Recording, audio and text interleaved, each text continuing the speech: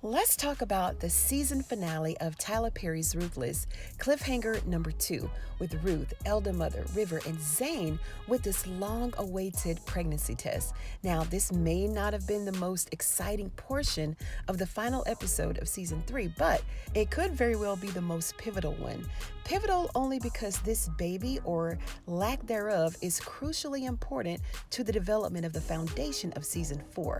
Now, we know from the onset of this dark and eerie series that Ruth, she has to be a quick thinker and even quicker with her moves and her actions. She's smart in that way.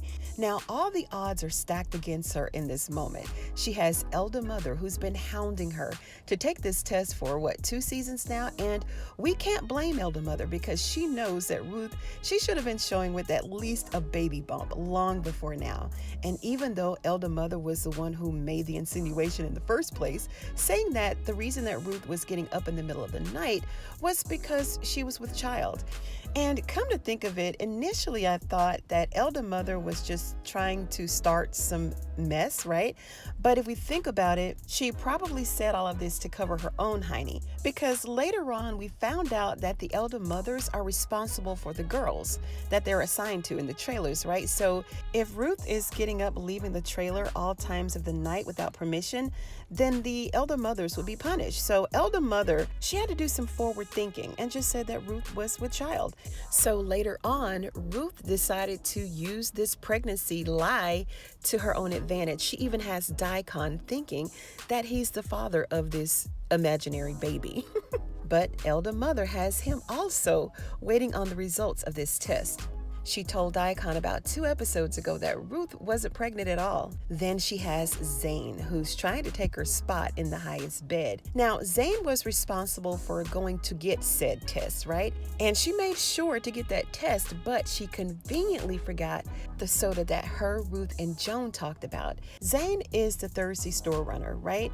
So they had to tell her what's going on so that she'd get the soda. And Zane wants to be with the highest so bad and get rid of Ruth. Do y'all think that she forgot the soda on purpose? Because Zane knows, just like everybody else, that if Ruth is not pregnant, that they're going to have to get rid of her. And with her knowing all of this, she still forgot the soda. And just a side note here, I'd really like to see other consequences for these characters other than meeting the raccoon and going to the punishment trailer.